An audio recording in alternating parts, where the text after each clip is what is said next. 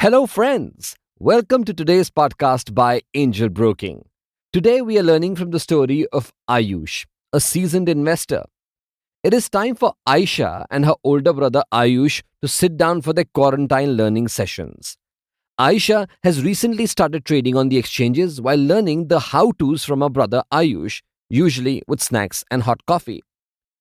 Ayush began with a ready reckoner about candlestick patterns and how they play a key role in technical analysis.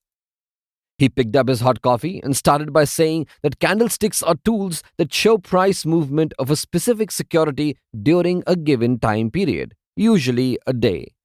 It is depicted as a candle's body, and the wicks that extend from the top and bottom of it includes elements such as opening and closing price, the highest and lowest price trading for that particular time frame.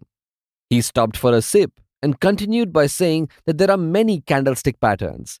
Candlestick patterns can depict reversal and continuation of price trends. In a continuation pattern, the market direction is confirmed, while a reversal shows that there is a change in that direction. Candles that confirm or continue a specific trend in the market are called trending ones. The opposite ones are called non-trending. Ayush wanted to discuss a continuation pattern known as on-neck candlestick pattern, which he spotted the night before while looking for potential trades. It is also a bearish pattern. At this point, Aisha was curious to know how he did that. Let's find out. Ayush spotted the classic giveaways of an on-neck pattern. Day before yesterday, the price of one of his low-performing assets had dropped very low, all in a single day's time. And then yesterday, the price action started at a price lower than the previous day's last closing price. The candle representing the previous day's price action was bearish. This was the first candle.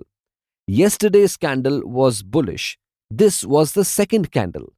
The first candle's body was long, while the second one was shorter.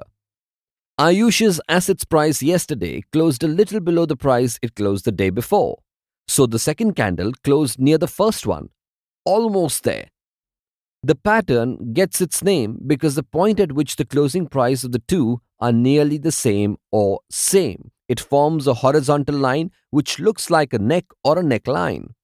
Ayush then observed that a downtrend was in progress and decided to place a sell his stock before it dropped further. For confirmation, he continued to watch out for the third day's candle. And today, the third candle happened to be a bearish one and continued the downward trend. Aisha was impressed, and they were done with their snacks now. After quickly cleaning up the table, they continued the conversation on the comfortable couches. Ayush thought it would be appropriate to mention another continuation known as the in-neck pattern. It is also a two-line continuation candlestick pattern. Like the on-neck pattern, it also occurs when the first candle shows a dip in price during a downtrend. This pattern shows that the price will continue to go lower and a downtrend is on, but it is not as strong or severe as the on-neck pattern. Ayush cautioned Aisha that it is easy to get the two patterns mixed up, which is why she should examine the patterns very closely before identifying which one is forming. The similarity is that there are two candles involved, where the first one is tall and bearish and the second candle is short and bullish. Like the in-neck pattern is similar to the on-neck pattern, thrusting pattern is also similar to both. The difference between the thrusting pattern and the in and on-neck pattern lies in the closing point. In the thrusting pattern, the second day's price closes above the first day's price closing, but near or at the midpoint of the first candle's body. If Ayush had sold off his assets following this particular pattern, then he could have been in serious trouble as a thrusting pattern does not produce a clear result. It sometimes shows reversal, and at other times the downtrend simply continues.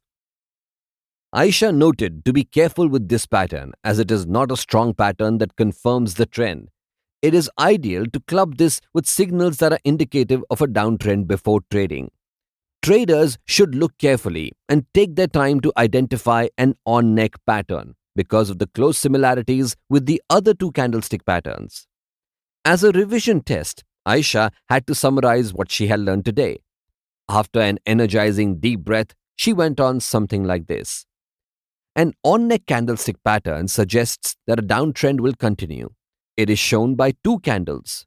The first day, the closing price is below the opening price, and there is a big difference between the two. But the second day, the closing price is just below or as much as the first day's price. She should remember to watch the third candlestick to confirm the bearish trend.